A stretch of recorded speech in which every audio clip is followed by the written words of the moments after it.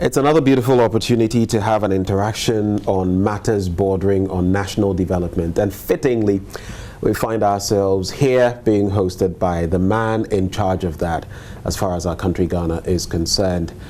I'd like to introduce to you Dr. Kodjo Essiem Mensah-Abrampa. He is Director General of the National Development Planning Commission, and he's been gracious enough to grant us audience today. Doc, thank you so much for having us. It's a pleasure. And it's personally good to see you in person. Great. For the first time. Right. It's good. Tell me, how is the NDPC in 2022? How are you faring? How is the year turning out for the NDPC and Ghana? It's very good for us here at NDPC. We know that there's a whole global challenge. Everybody is facing it, and we have our fair share of it, because we need to slice down on our budget and replan and review to be able to contain the priorities that we need to take through this year. This is the time planning becomes, very practical, because then you need to look at your resources and what you need to do to keep you going, and that's exactly what we've done. It's something that reflects the country, and it reflects globally. Everybody is cutting down everywhere. Prices are going up. Whatever you budgeted for with a certain quantum cannot be able to fulfill, and therefore you need to find a way to accomplish the prioritized area to keep us going. And it's important. What we are doing here is also helping us to look at how we can reduce waste in general. Although we expect a certain minimum of waste from any process, here we're looking at virtually going to a 0 point so that we can optimize the resources that we have. And I think that it reflects what we are doing nationwide too. Everybody is talking about the budget cuts, avoiding waste, reducing travels, reducing energy use, and all these are things that for NDPC we've been doing it even at the good times. Right. Yeah, so as to optimize our budget. So it's nothing new for you then? For us, it's nothing new. It's professionally, that's our work, and then we bring it to bear in whatever we do here to avoid waste, to prioritize at any given point, go through a process of looking at alternatives and picking out the best. Right. Have those budgetary cuts, though, hit you in a bit of a bad way? I mean, what has been the impact as far as the NDPC is concerned? I think that for us, we've reprioritized. We are now looking at those things that are mandatory constitutionally to be able to respond to that, and also respond to our international obligations. And these are key things that we need to do. So we backtrack a bit of some of the research activities we're doing. Okay. We backtrack a bit at things that will look deeper into the future. But things that we need to do regularly, like our projections and using our model to project the implications of some of these things, you need to put in resources there. Whenever you get to a situation where there's a bit of instability, then you need to be able to, that's what planning is, identify the alternatives, identify new data, and then do new projections, develop different scenarios to how you can contain the situation. So that's where we are focusing now. Very, very important. In 2022, even as you talk about the focus of the NDPC, yes, what role are you playing? I know that in terms of your mission, your vision, you're an integral part of our socio-economic development, and diverse spheres of our, national life. But in 2022, what has the NDPC contributed? If I asked for tangibles, yes, what would you tell me? One of the things we've done in 2022, interestingly, is to look at the activities of the districts and for instance, be able to rank them in terms of the government priorities, right, how far they've come in attaining them. And this is one thing that we've done seriously, to be able to develop indices and be able to rank them as to how much they're helping in terms of water, sanitation, education, and these are all government priorities. And that also feeds into the SDGs. Exactly. Poverty eradication. Exactly. And these are things that we'll get into later on as well. That is it. And the Sustainable Development Goals is important because this year the high-level political panel committee at the UN is sitting. And this is the 4th year since we reported. So voluntarily, we have to report this year. It's good because it brings out the image of the country. It tells us that in spite of all the global challenges, we are still pushing with our development agenda, and that is key. So this year in July, we are reporting to the world as to what we are doing by way of working towards the SDGs. The good thing about our strategy towards the SDGs is that we actually integrated all these targets into our own development plan as a country. Right. So in pursuing our development plan, we are invariably also working towards attaining the SDGs and the targets. And that is good. So we've been reporting on our development process for the last 4 years. And what we're trying to do now is bring all these things to bear and culminate in what we can tell the world in 2022 as to how far we've gone with the attainment of the 17 goals and the 70 plus indicators and targets. Well, it's interesting. Like I said, we'll get into that. In Vision 2030 is there. Yes. We have these 17 goals to play with. And of course, some of them, even in terms of the pandemic and other bits, have taken us back. I know we've made inroads when it comes to electricity, water distribution, but when it comes to the economy, when it comes to unemployment and all of that, we have quite a hurdle to climb. Exactly. We'll get into those. But as far as the working of the NDPC is concerned, what would you say are your core bottlenecks, challenges in 2022? Let me say that this is a professional institution, and we are supposed to advise the government on all issues related to strategic development, planning, programming, and projects. And then also facilitating the development of establishing national priorities for the year, which goes into the budget and then the implementation. And therefore, if we get it wrong, everybody gets it wrong along the way. So our so there's no room for error, is there? At all.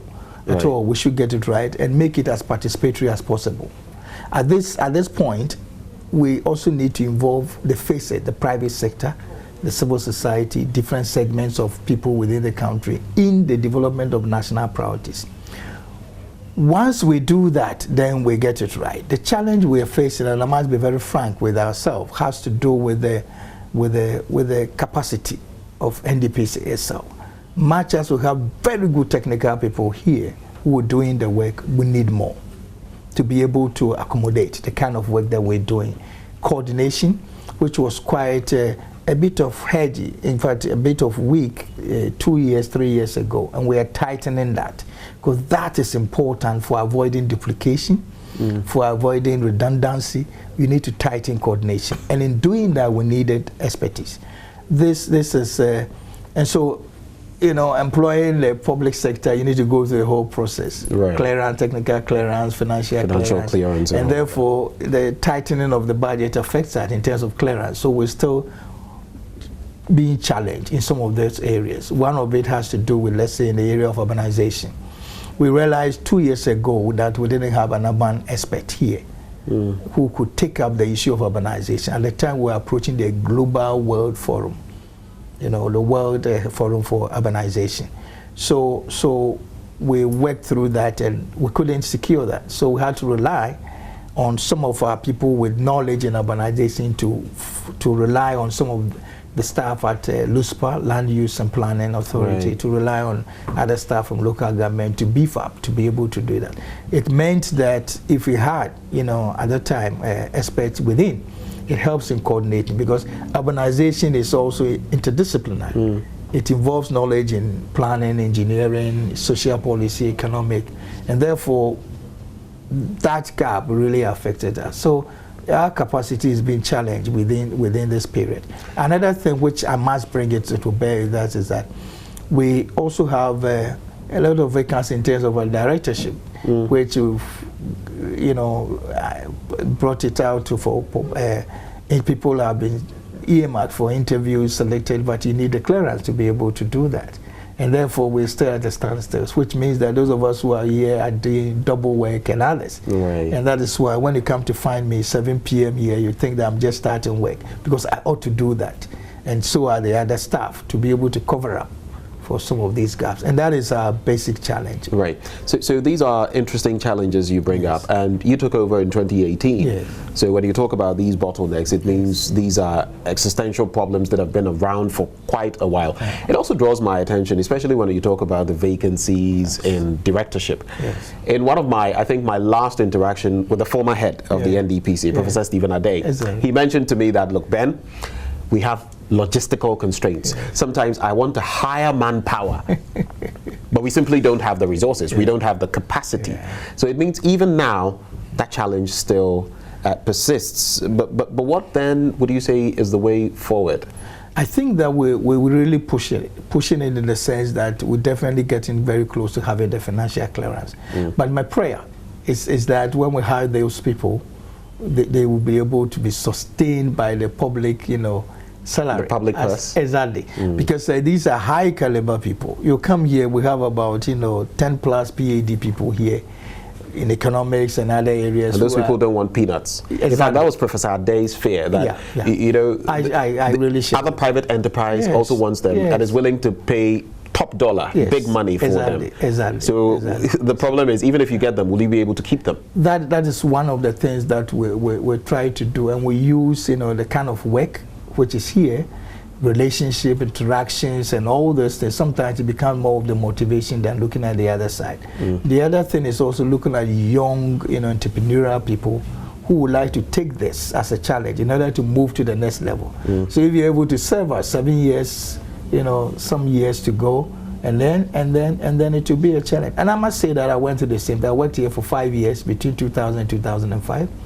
Left to joined the UN system, built myself, and then I'm back to NDPC. You went to chop money small, and then you came back into this. I'm back to NDPC, so it could be the same. So I'm not perturbed in any way if such people apply for the jobs, and they are young and very energetic. They want to do it. You groom them. But moving on, is there a plan? I mean, now that you're head DG here, can you plan something so that beyond the, as we say, work for Nyame, Alago pay? Yes. Nowadays, young people don't understand that. They are looking at a bright future. Exactly. Beyond that, can we have a policy where you reach out for the finest brains and also push them to give the nation what is expected of them? I mean, is that a plan the NDPC has? In fact, I just came from a meeting just before our interaction here. It is on that. We have a committee which we have formed and is looking at the whole salary regime and the whole issue of motivation for really professional people who can take this and stay. That is the word, and stay. So we're really working towards that, and I'm sure that we have very competent people on the committee, including the Secretary General of TUC, who is a member of the commission. Dr. Yaban. Yeah, Dr. Yaban, who are helping us to work through this process. And I'm very sure that when the recommendation gets to the President and the Minister of Finance, they'll give it an ear. Already, we've had informal discussion with the decision makers, and it looks good because they see it.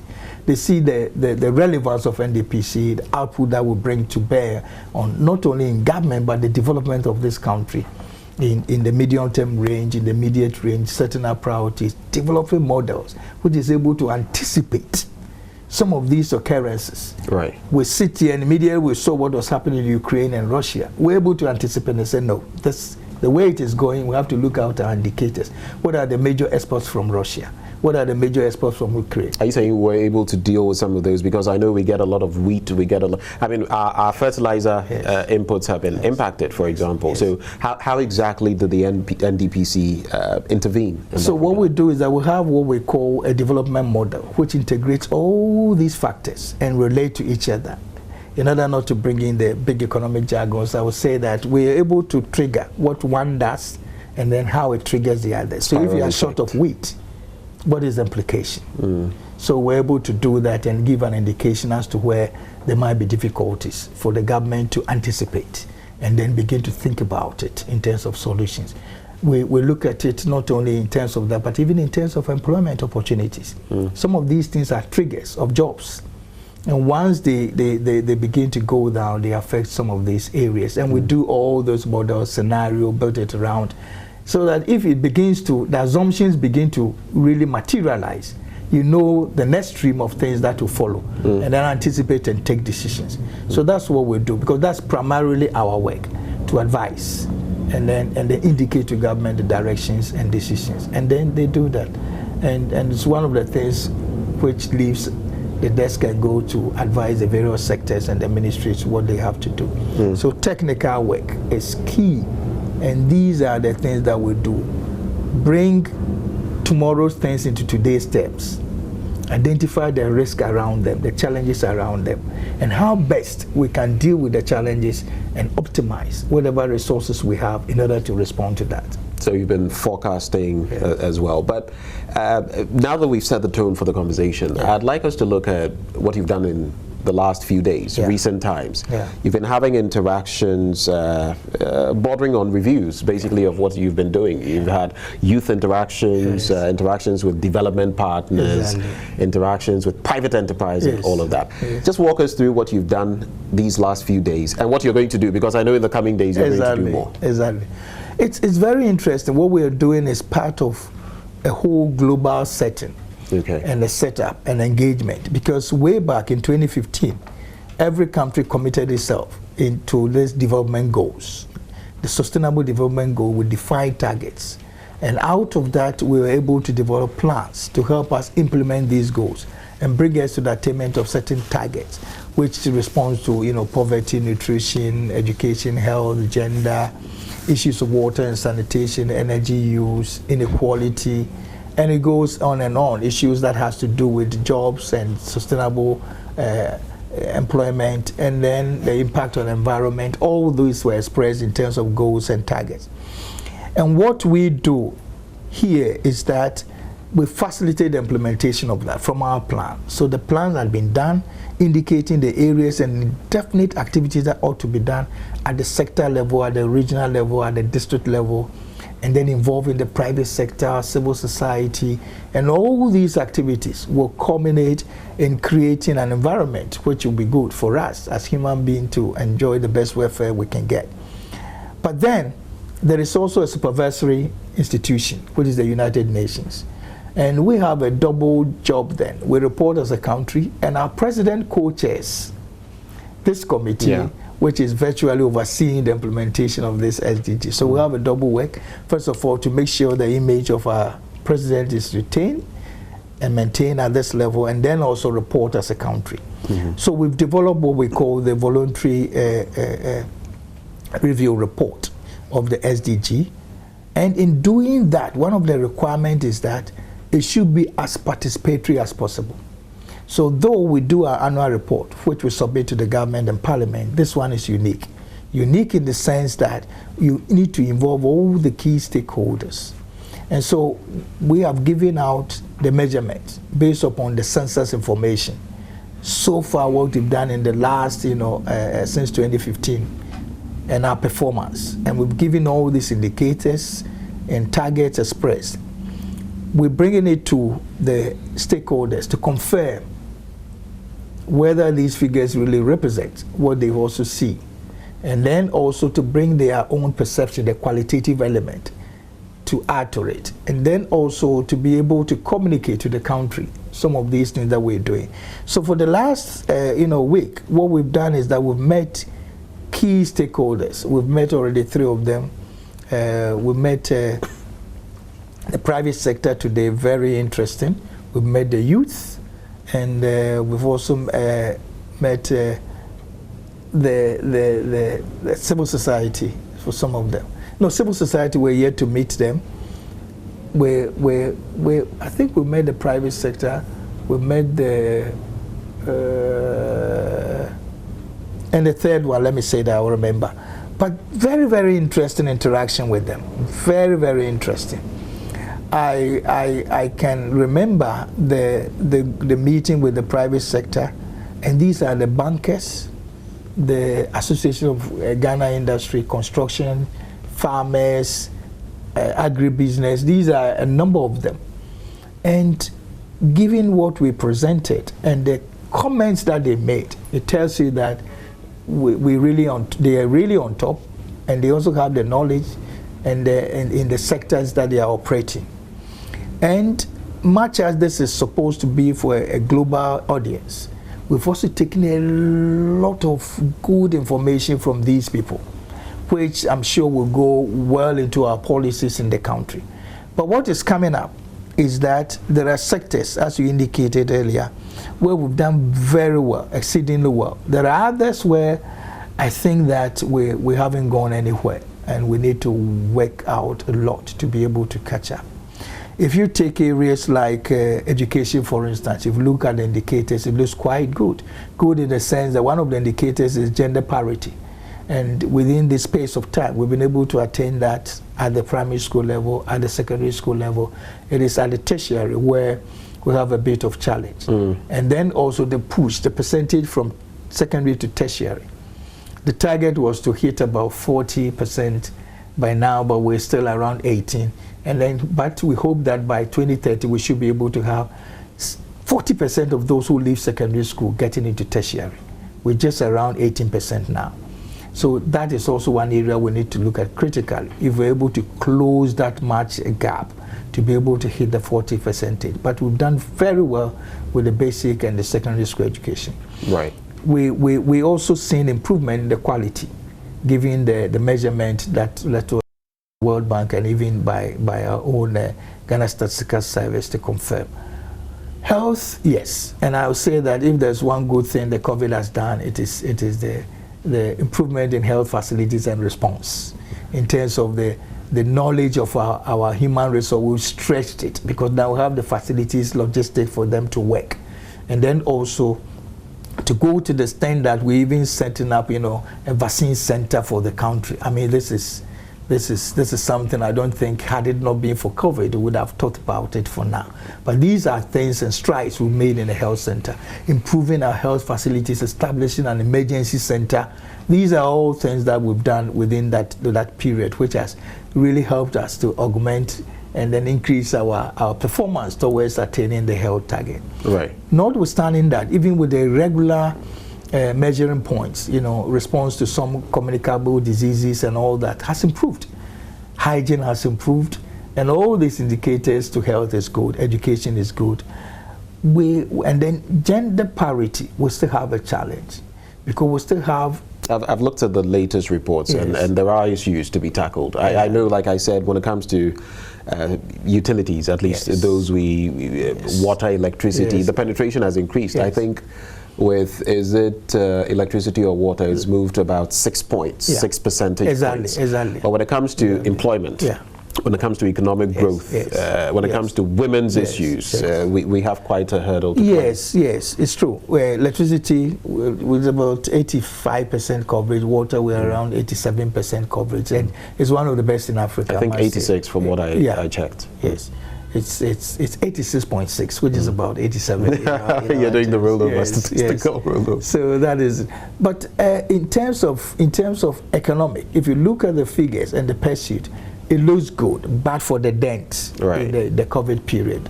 And post-COVID is becoming even more serious because of the global happenings in Russia and Ukraine. And it's affecting us. Inflation has jumped, from a single digit and it's gone up. All these indicators are there. But I look at it in terms of how does this reflect in our own lives, in terms of job opportunities.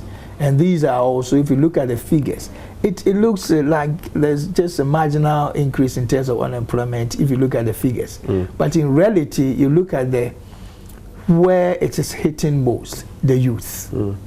So if you bring it to the general effect of unemployment, it is quite serious, but not very serious. Well, now that you bring in unemployment, I mean, I'll just chip this in because it was something that I really, in addressing the SDG goals, I wanted us to get into. One, SDG 1 focuses on poverty, which is an issue we have to look at. SDG 8 then talks about, and maybe if I'll just, it focuses on decent work and economic growth. Exactly. And that is another crucial point, because when you look at where we are as a country, in 2010, unemployment rate, and that in itself is problematic because sometimes getting data in Ghana when it comes to unemployment is a problem.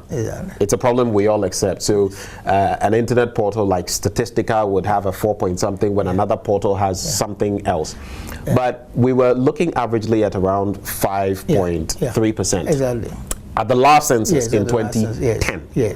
as of today, it's almost tripled because we are looking at about 13.4%. And when it comes to that portion you're speaking of, the youth, 15 to 24, we are looking at about, some project, 32.8%.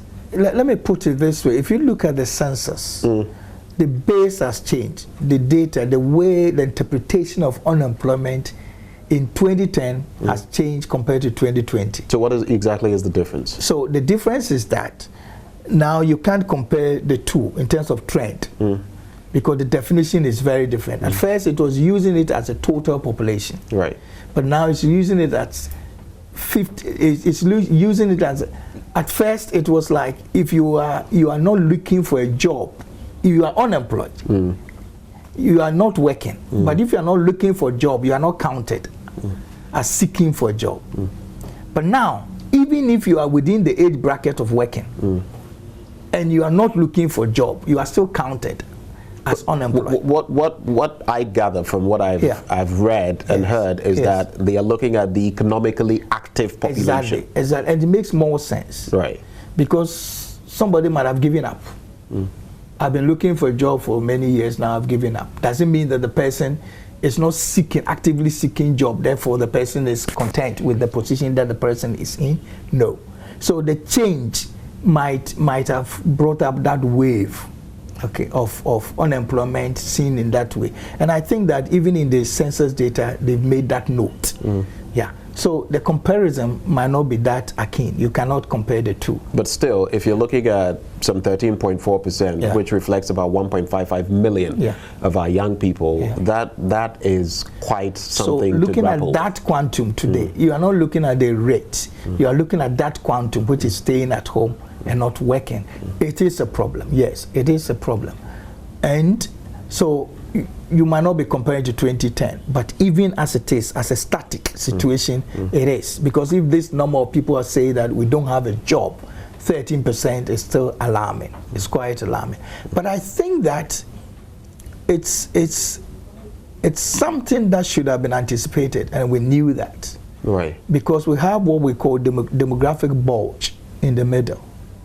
There are a lot of people who are now within the youthful age, because there was a big base 10 years ago, a lot of children birth, but now this has reduced, which means that the middle bulge of our population pyramid is expanding.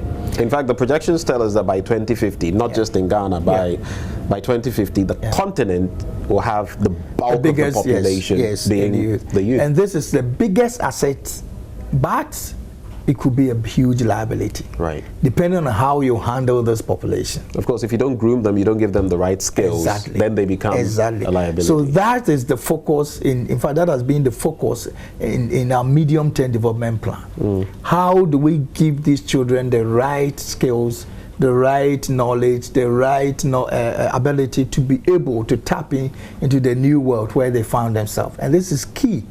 And so, if you look at the educational policies in this time, in the last 5 years and even before, the focus has been how do we develop the technical skill and the knowledge of the people to be able to tap into this.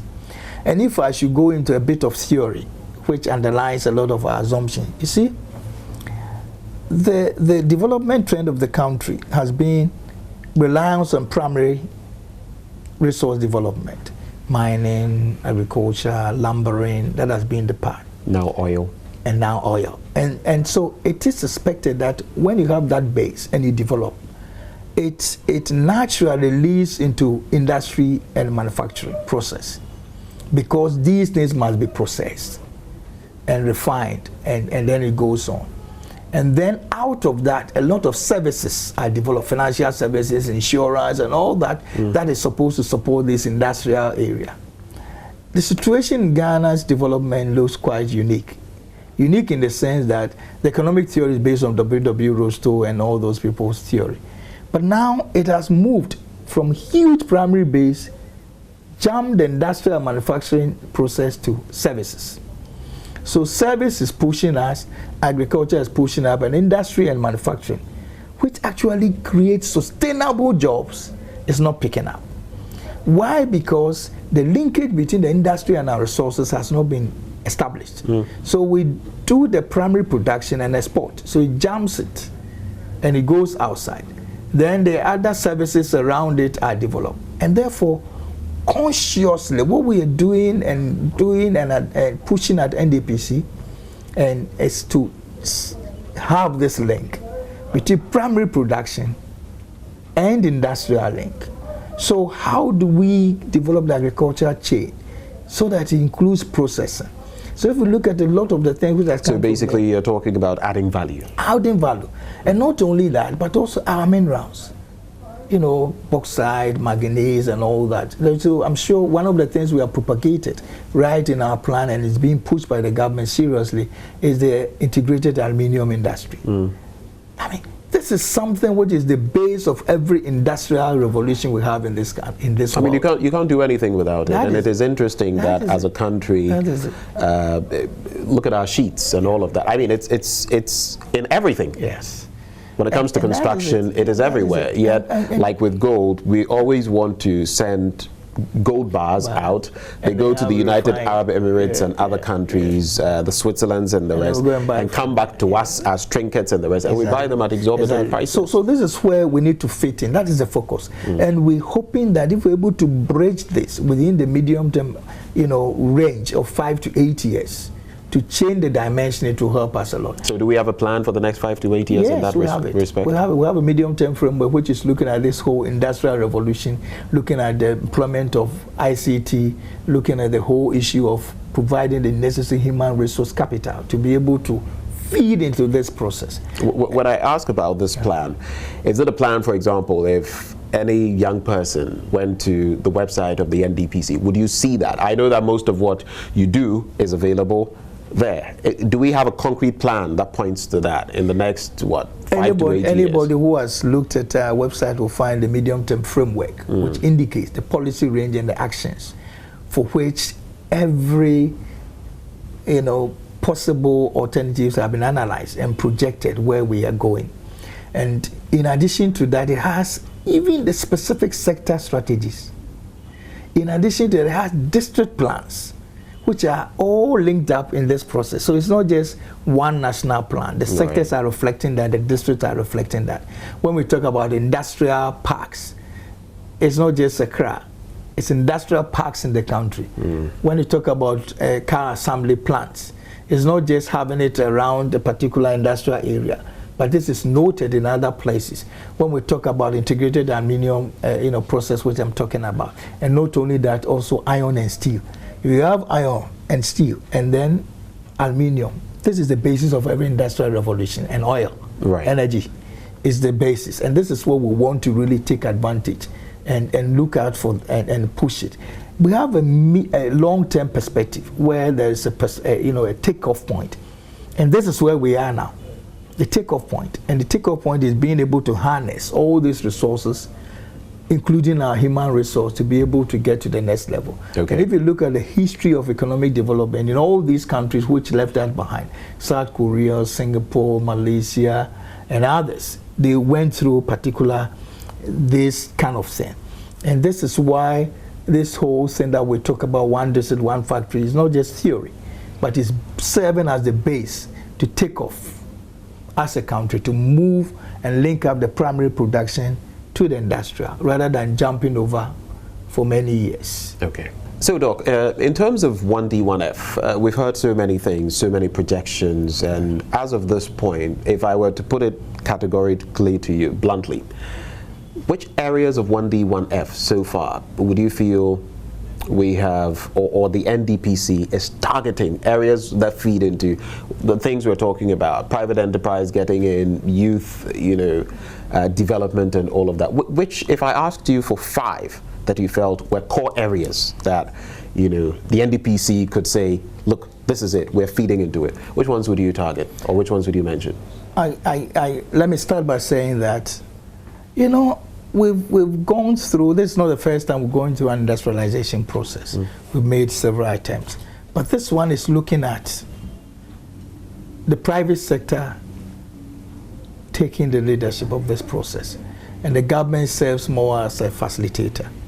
This is the first time we are using that dimension. In the past, it's been government leading, government building factories here and there. And we all know how that ends. Yes, but it's interesting that we've spent so much time, because other jurisdictions, I mean, you don't reinvent the wheel. Yeah, that's the point. You learn from best practices, and all these other countries that have industrialized used what we've always failed to use. Exactly. So why did it take us this long, though? Anyway, that's something for the gods to answer. Yes, that's it. But the point here is that once you get the private sector going, then it means that the consciousness is on the efficiency, and industrial opportunity and advantage is on efficiency.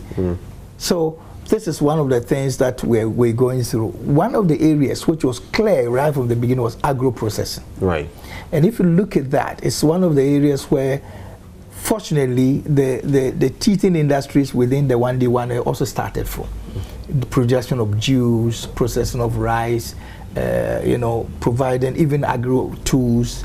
And now not only that, but it has triggered also a lot of small-scale processing activities starting around that. Right. So you get gari processing, and you'll be surprised that people are exporting gari in much more quantity than used to be, some 10 years ago. Right. And now that they even have competitors, because a lot of the Latin American countries have also started, processing it, but they're still on it. One of the areas which was also targeted has to do with the whole area of garment and fashion and that. We had a huge opportunity in the past, agua, where we're giving some preference of export to America and those things. But you see, we couldn't take full advantage of that. But this is yet another opportunity. People have learned from it what to package, standards, and all that. And these are things that you need to develop integrated process. It's not just setting one factory and you have it. It has to do with even precision. Right. If you ask yourself what is large in Ghana, what is the size large? I tell you, bring 100 tailors, and I'm sure you might get. It would be problematic. Exactly. Right. What do we mean by certain stitches and the names and all that? So we are going through a whole refinement of skills, of knowledge, of the ability to be able to really develop the garment industry for the first time in a very big manner. And this is important. And even the quality of the cloth and the cotton that you use. These are all things which these are core areas that are being targeted, and you're feeding into that as an NDPC. Because you need to look at this whole plan. Right. One of the areas which I might be very clear here is on what we call precision quality.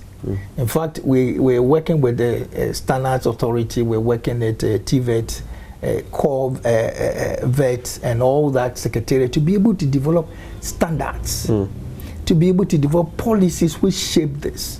I ask the question always, what is the standard door size in Ghana? Every mason has his perception of what a door is. Every carpenter will tell you what their door is.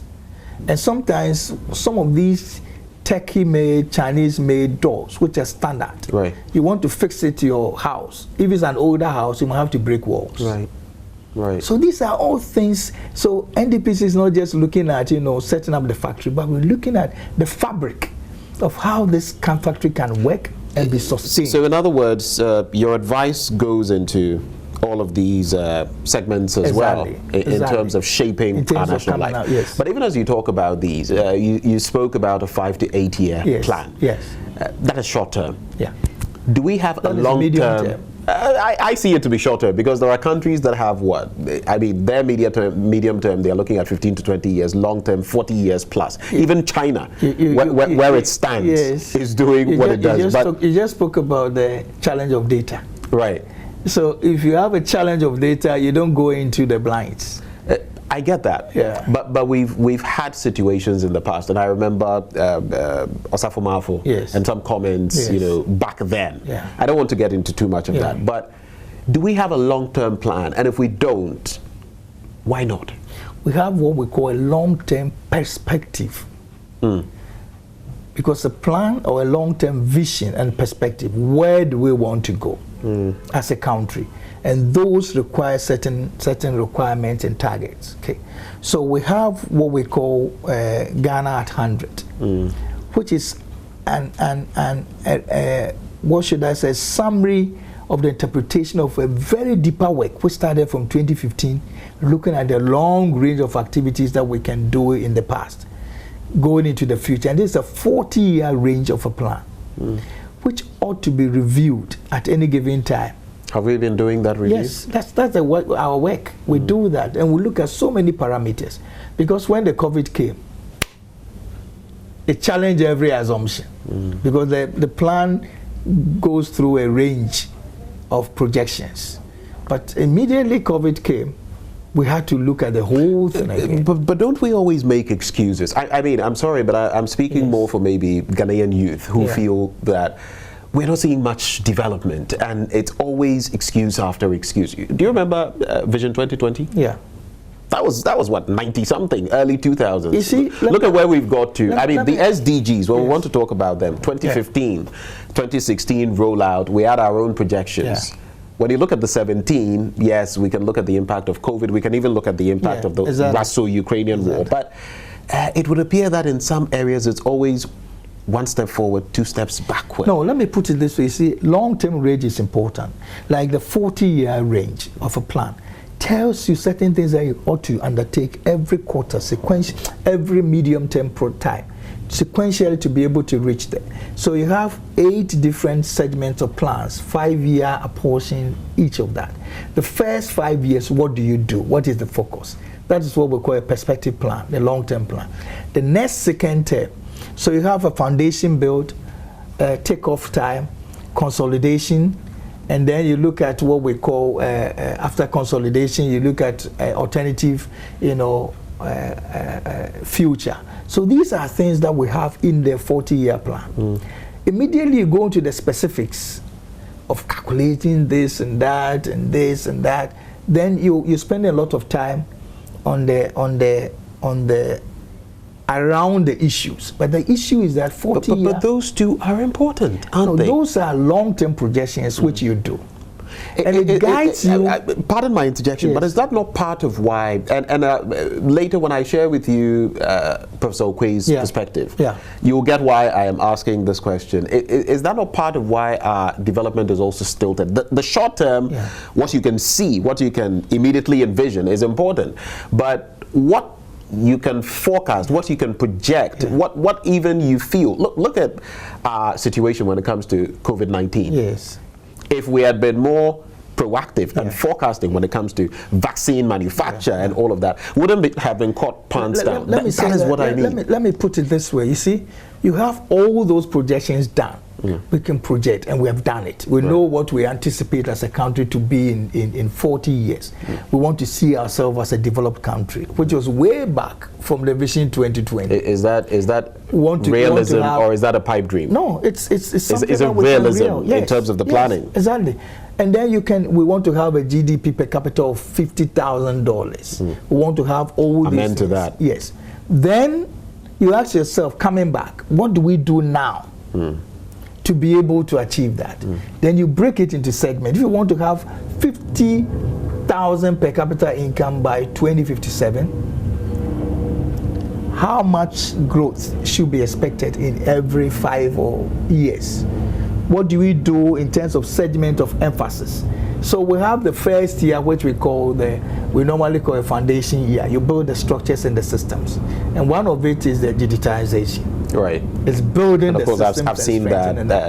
Yes. As far as the processes are concerned, I have read that, and at least we know that there has been. It's happening. A lot of. And then also look at the whole public service, because that is the delivery machinery. Right. So, how efficient is that? And one of the things we've done in the past is to look at targeted areas where there could be improvement to serve as a model for improving the others. So DVLA is one of them. Passport office is another. Right. Business registration point is another. The civil service, what we call the data management, the civil service is another. So these are all areas which builds the foundation. Then you can look at, we are now in the second range of a long-term perspective. The second range then begins to ask, that's the period for takeoff, and I described that in the line, bringing the industrial to link up with agriculture. Right. So it goes on and on. But you see, you don't lose hope when you are in the second range and then looking at the end. We want to be a developed country, yes. But these are the things you need to go through to be a developed country. Right. One of it, which is clear now, is that if you want to be a developed country, you have to enhance your internal revenue. Okay. Clear. We are a middle-income country. The average for the middle-income countries for GDP, revenue to GDP, is in the range of 25 to 30.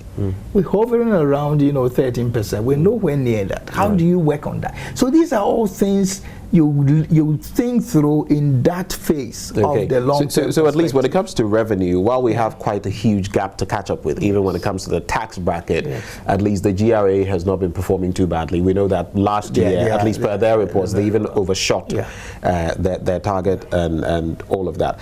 But sticking with development, and briefly on this, we also have Agenda 2063. Which is the African Union perspective that we have fed into. How does all of this feed into that? You see, how do we plug in? Yeah, as I indicated at the beginning, we learned from the MDGs, the Millennium Development Goals, where we're reporting on different bases and phases. So NDPC was developing a report for UN, a report for AU, a report for the country, and now what we did with the plan was that we integrated all this into the national plan. So whatever SDG is looking at, whatever Agenda 2063 is looking at, it's all part of our medium-term framework and our long-term perspective. And therefore, in developing the plans and implementing the plans that we have, we are attaining the national targets, we're working, achieving the SDGs, and then also responding to the AU demand. So if you look at the reports that we make, we are now up to date. Because once we develop the data and the base, we only have to identify the targets for AU. So AU, for instance, we're one of the few countries that was apt with our report. The same thing with the SDG. Right. So we're now developing the national report and be able to extract these two reports from that and responded. So we've been doing quite well when it comes to that because of the way we adapted it. The plan contains all these targets. So whatever we did in 2017 as the medium-term framework and then also the coordinated program contains all these range of other activities that we need to respond to. That is it. Do tell me, so now that you make mention of all of this, I have a bit of an interesting question. You are largely funded by government, right? Yes. Or is it totally funded by government? No, it's a government. Do you have any IGFs? No, we are not supposed to. We are purely reliant on we are not supposed to generate.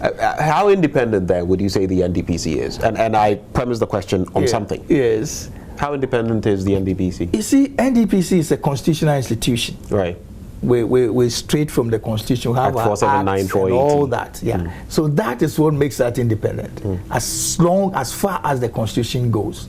So nobody can take that power which has been enshrined in the Constitution from us in terms of our role as defined. But are you autonomous?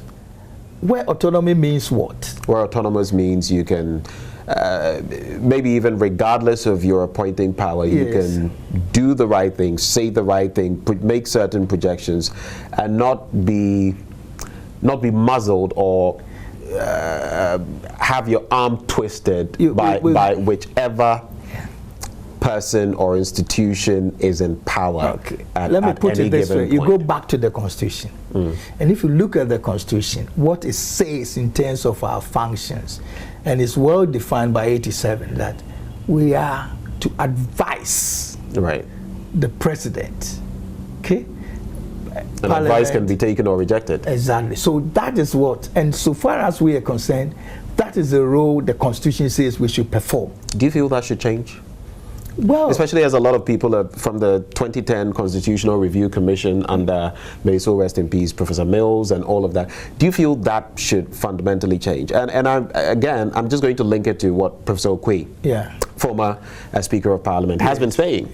He says he wants the NDPC to be autonomous, devoid of all this political party wrangling. He's talking about members of such a commission coming from independent sources, whatever that means, including academia, civil society, religious bodies, and that you must have autonomy.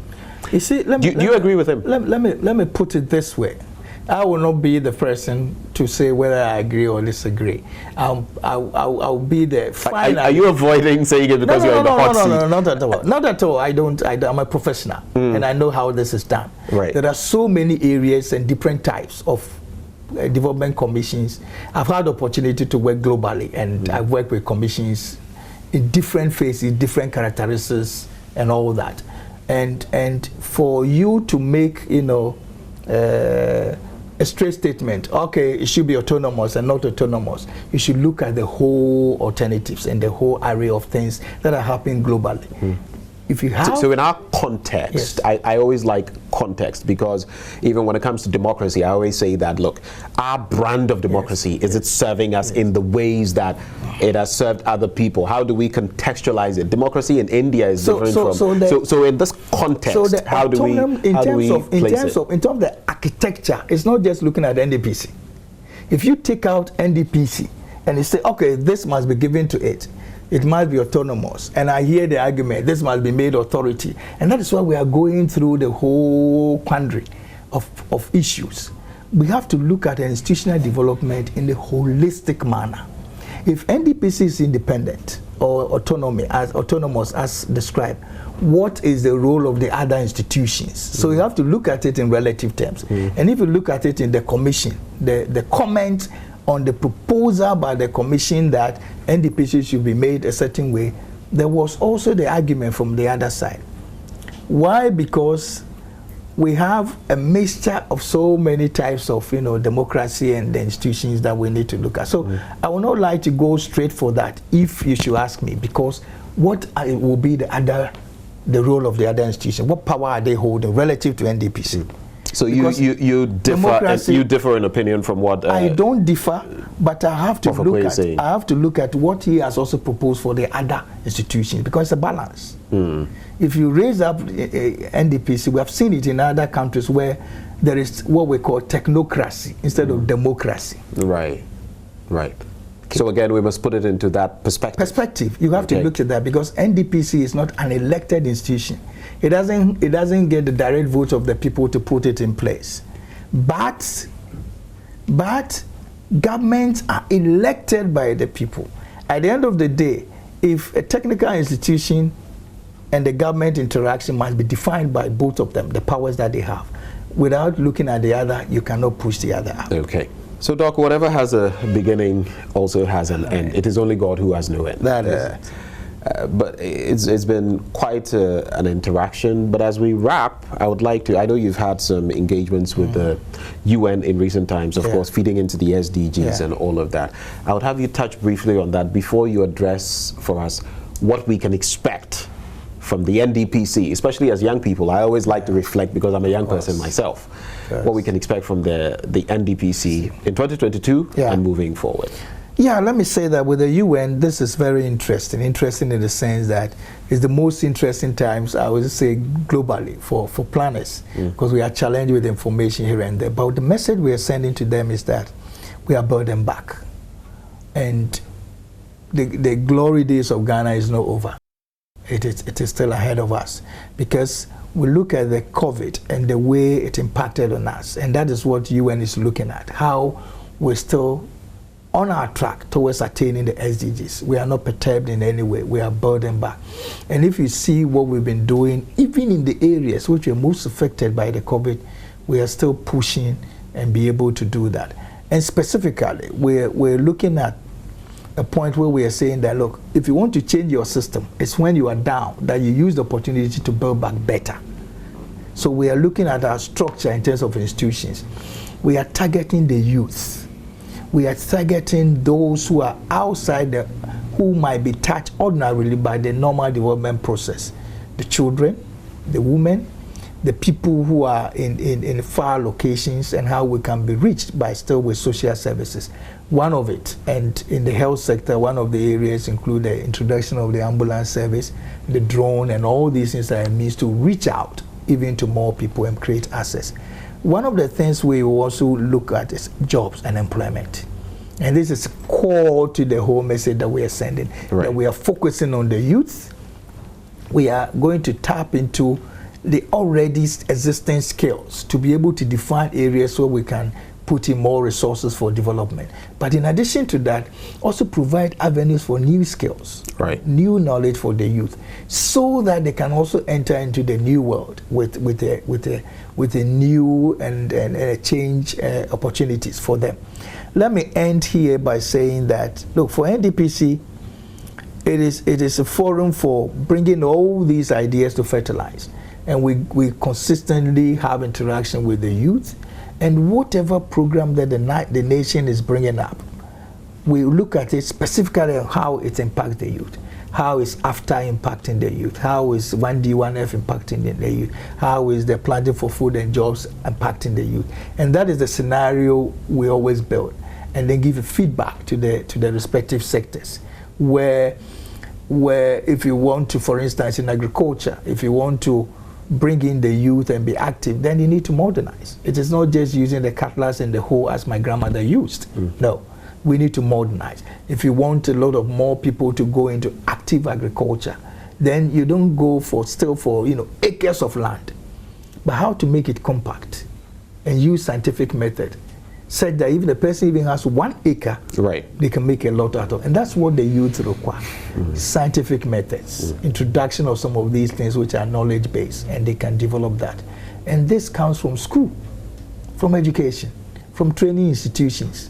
And these are key things. So if you look at the education system, it's also going through the most revolutionized process in its entire, since some would say it is being touched too much. And I always reference a country like Cuba, where I schooled for a year. Yeah. If you know the history of Cuba and how post the embargo and so many other dynamics they faced, within a short space of time, they were able to radically build up their literacy rate. Until today, they are thriving on that. You see the impact, because apart from that, with the embargo, and yes, it's been eased up a bit, especially under Obama and now under Biden, but you see that it's education that has held them up, basically. And so, well, and only time will tell. That's clearly one of the key directions we're going. So you see multiple policies coming from a sector. Sometimes people look at this, too many changes, but the ability to sustain yourself within this change, which brings about not only a tick, but a transformation. Right. So that is the agenda we're going through. Okay. I went to a technical university for my PhD, and when I look at what I went through there and what I see, we're getting there. My university specializes in only 3 things: planning, mechanical engineering, ICT. And it has one of the biggest faculties in planning in Europe, the biggest faculty in ICT. They have one of the best scientific parks when it comes to ICT, and then also mechanical engineering, such that even at the school, we're not using roads, we're using flying trains. And these are practical things done by students. And these are, it's always been said, our TVET, for example, the technical aspect is what we are, and no country develops. You look at Germany and its development, and that is how it got there. But we have to conclude the conversation. I just want to conclude with this bit. It got me interested. I posted it today on social media, and maybe I'll just share with you, because I think as a country, our development is too jerky. And maybe as I share this with you, maybe we can break this jinx, this curse. It's from the Daily Graphic, dated Saturday, January 20, 1968. And the caption is, 250,000 bees quit Ghana without producing a pint of honey. Believe it or not. Almost all the 250,000 bees imported into Ghana from the United Kingdom by the State Farms Corporation in 1965 have, quote, swarmed away from the Pokwase farm. The rest were devoured by lizards and birds. It was learned at the Pokwase farm yesterday being, of course, that day. It is believed that the bees may have returned to their country of origin. Imagine that. This is what the story says. According to an official of the farm, the bees imported for establishing a honey industry made off without producing a pint of honey. Thousands of CDs worth of, and thousands of CDs then, millions of CDs today. worth of equipment, one of the most modern in the world, imported to keep the bees, are therefore lying idle at the farm. Hopefully, with the NDPC in place, we can break that curse. But thank you so much for thank you. interacting with us. And we wish you the very best on this journey. That is it. And we're going to make it, I know, especially given the support we're receiving from the public and the wishes and the expectation. It pushes us to go to the next level. And I know that come 2030, when we are reporting to the world, it will be different. And this has been our interaction with Dr. Kodjo Essiem Mensah-Abrampa. Did I get it right? Yes, you got it very well. Director General of the National Development Planning Commission. It's been a pleasure coming into your office. Thank you for hosting us. Thank you. And for you out there, thank you for watching.